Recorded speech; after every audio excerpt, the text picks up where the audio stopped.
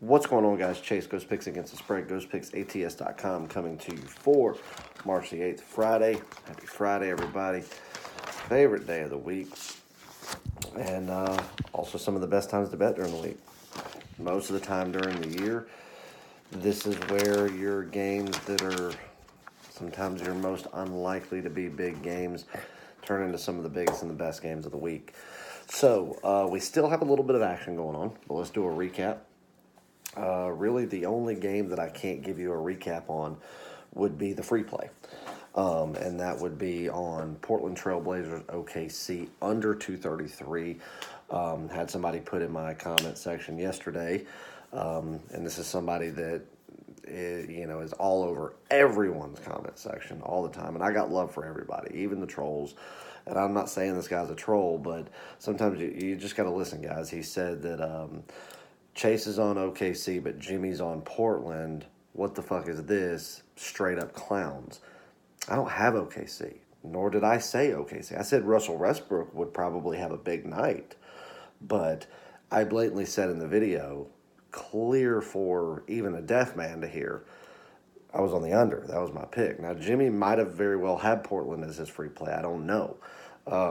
So before everyone spouts off, maybe you should just listen to the video. It was only 3 minutes long. It's not that hard. But anyway, thank you to everyone that tunes in every single day. If you are not subscribed, make sure you hit that subscribe button, hit the notification bell. That way, when we do release a video, you know it immediately. It pops up, gives you a notification, so you can watch and lock in the free play. That comes in handy not only every day, but especially on your weekends, where sometimes a video might not come out until 10 in the morning, 10:30, depending on when I lock that free play in. And who knows, that play could be at noon, 1 o'clock. Usually I try to, on the weekends, on Saturday, Sundays, where there's games from noon all the way until midnight, I try to zone in on your later afternoon games and even evening games for the free play to give everybody a very good amount of time to not only watch the video and see my take on a play, give my reasonings why. It gives them plenty of time to lock that play in themselves. But sometimes my free play might be in an earlier game, so you want to hit that notification bell once you subscribe. That way you can absolutely get it as soon as I put it out and give you all the time in the world to go place the bet yourself. So free play, Portland, OKC under 233. Let's check a score on that real quick so we can at least give you some sort of update, because I know we're definitely in the second half of the game, maybe still halftime, but we'll see where it's at. There's about 2 minutes to go in the first half. It's 50-49, so we are looking really good on that under right now. Now, as I said, I think Russell Westbrook would have a big night. We know what the damage that someone like that can do in a latter part of a third quarter and in a fourth quarter, so nothing's set in stone yet. But as the pace of the game has gone on for the first full half, we are sitting really nice for that underplay. So that being said, this video I'm not actually going to post till first thing in the morning. It is sitting right about midnight right now, my time. So we'll see, and I'll put it in the comments below what the outcome is for the people that just refuse to look. Hockey today had the Boston Bruins, by far one of the best home teams in all of hockey. Probably one of the most feared home teams in all of hockey, even with the fact that Tampa Bay is probably light years ahead of just about everybody else in the league. As far as a home team goes, nobody wants to face the Bruins on home ice. They don't do it. It's a very tough team, a very aggressive team, a very scrappy team, and a very precise offensive team at home. Now tonight they're going up against the Florida Panthers, who have played better as of late as far as how they've really gone out there and played full games. Excuse me. But, they haven't, capitalized on wins. So, but I really had no problem laying a puck line with Boston tonight, especially getting plus 130. And it didn't come through. Boston came out giving up 2 fairly early goals I say early, I think they were second period goals, but going down 2-0. Eventually came back, they tied the game up, and they did outright win the game, which shows the grit and adversity that Boston came over to actually win the game. I commend them for that, but the fact that they didn't win this game by 3+ goals is it just shows how lackluster some teams have been playing. There's really no excuse for that. There's no excuse why Boston on home ice shouldn't take down a team like Florida by multiple goals and make it look easy. But nevertheless, it was a plus money play, but it did drop. One NBA play today and one only, and it was the free play. That was a premium. It was on my card, sent out to all my paying clients. So hopefully we'll go 1-0 in the NBA today. We had 2 college basketball plays today. First one being Northern Colorado, -4.5. Let's see. Let's check the final score of that game. I think it was 90-79 was the final score. But Northern Colorado, final score,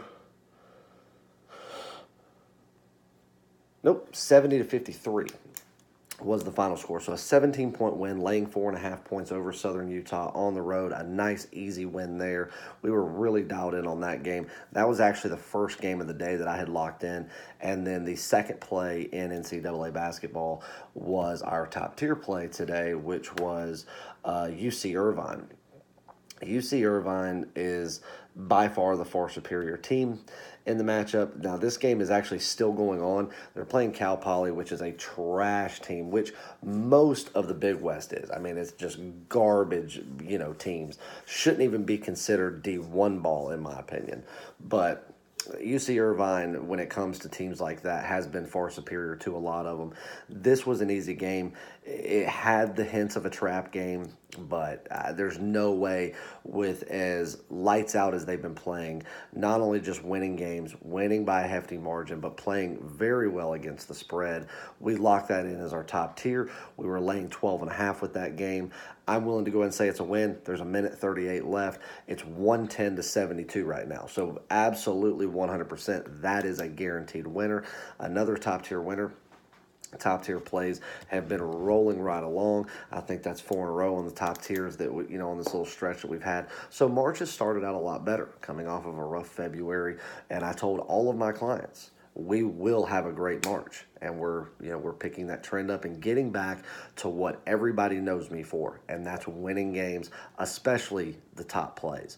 Now, NASCAR, for everybody's jumped on that. We sold some more season packages for all of you guys. This is the first week of the NASCAR package being live.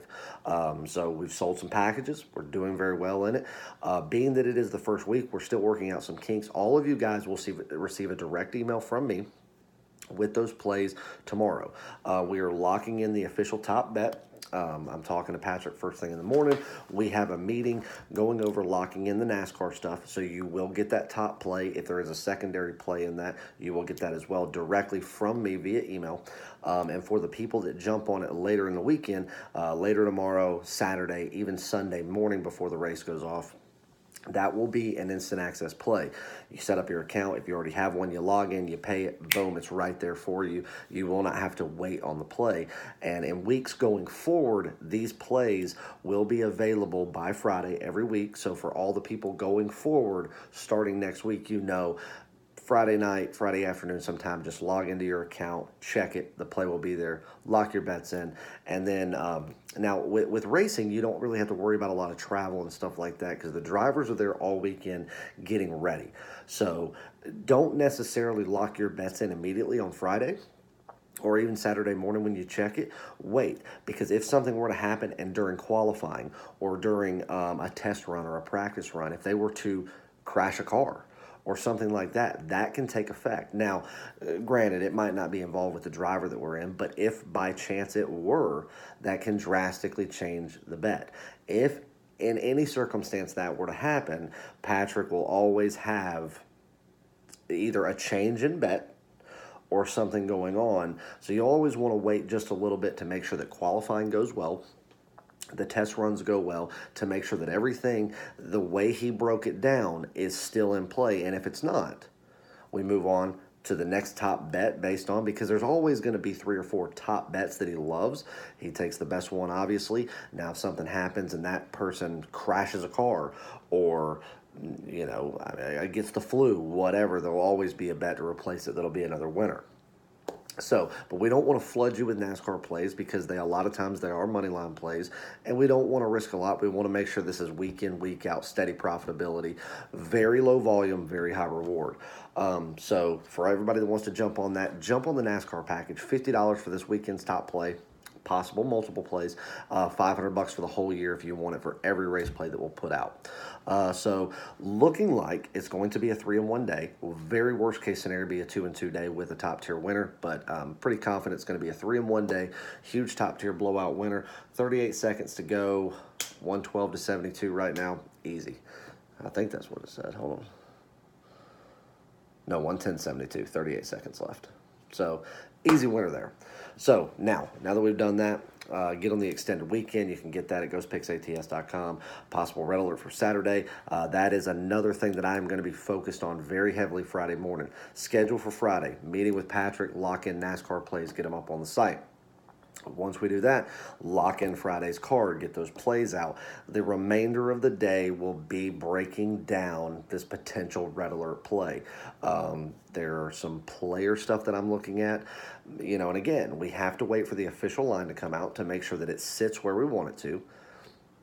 But if it sits there, we're looking at a red alert for Saturday, If that is the case, I will announce it via Twitter at PicksChase on Friday evening, late Friday afternoon, Friday evening. So that way you can go ahead straight from Twitter, jump on, lock it in. It'll be an instant access play, and you can make the bet the night before.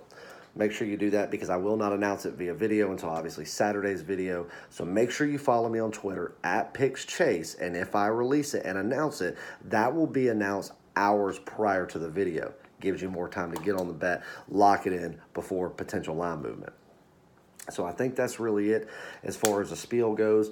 I'm not sure how the other guys did today except for Derek. I know Derek had a huge 3-0 day with a top-tier winner, so congrats, Derek Dimes there. A lot of big things in the works, guys. Jimmy and I had a really nice conference call tonight going over some stuff, some really good content stuff that we're going to be working on. It's a lot of work, a lot of money and time invested, but it's in the works. We kind of sealed the deal on it tonight, and it's going to be something that for all of Ghost Nation that's been following us for day one, that just loves being a part of the community and the family, this is going to be something that's really going to interest you guys. So I'm excited to announce it when the time comes where we can, but just know we got a big surprise coming for you guys. A lot more merch coming out. So make sure you do all that. Guys, still got to get to that 2,200. You've got until midnight tomorrow. I said it would run for this week. Our goal was to get it by Tuesday. We didn't get it. Friday night, midnight. I got to have it by then. And I'm going to give away packages. Guys, it's simple. Hit subscribe. Tell your friends, hit subscribe. I am giving away 3 month-long packages, $400 value, absolutely free. I'm giving away 2 week-long packages, $200 value, absolutely free. And I'm giving away 5 red alerts for free, $50 value. I'm going to give it away to 5 people. Absolutely free. You could be one of those people. Might have a red alert on Saturday. We don't get to 22 by Friday at midnight, nobody's getting a free red alert Saturday.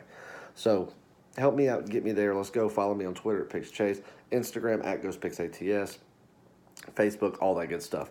Now, good Thursday. Let's jump into a big free play for Friday, and let's break this down. Now, this game that we're going to go over has all of the suspect of possibly being a trap game. Talking about VCU, Virginia Commonwealth, St. Joe's. VCU's at home. Silently being one of the best teams in the country. 11 straight wins. They've been playing very good against the spread, very stingy, aggressive ball, very good rebounding team, very good, unselfish offensive basketball. All 5 guys touch this ball, and they do it most of the time down the court. They know how to burn clock in the right way and really capitalize on every offensive possession they get. They don't commit a lot of turnovers. I think they average about 11 a game, which for someone in a conference like that is very strong. And they actually have some very impressive power ratings. The way I break these teams down and rate them in 6 to 7 different categories, this team impresses me. Made some money with this team this year. Now they're laying 12.5 points, St. Joe's. St. Joe's is by far the inferior team here. But the way that I say that you sniff out a trap game is VCU is probably going to go to the tournament. They're playing for tournament seed right now. The only thing that's really going to keep them from that is stringing up a really bad loss, which would be this one if they lost the game outright, which is very unlikely to happen. But it's senior night, which, if it wasn't senior night, if it wasn't at home, I might take a step back and go, wait a minute. Because do they want to go out there and play lights out for 40 minutes and prove some statement? Or a team that's already all but in, getting a tournament bid, do they just want to go out there, ease into the win the game, and come in a little more rested going into postseason play? They're going for an outright championship right now. It's also senior night at home. Those things I take into account and I say, okay, this is going to be the last regular season home game all these seniors play. Yes, they want to go to the tournament. They want to be a Cinderella story. They want to do great things.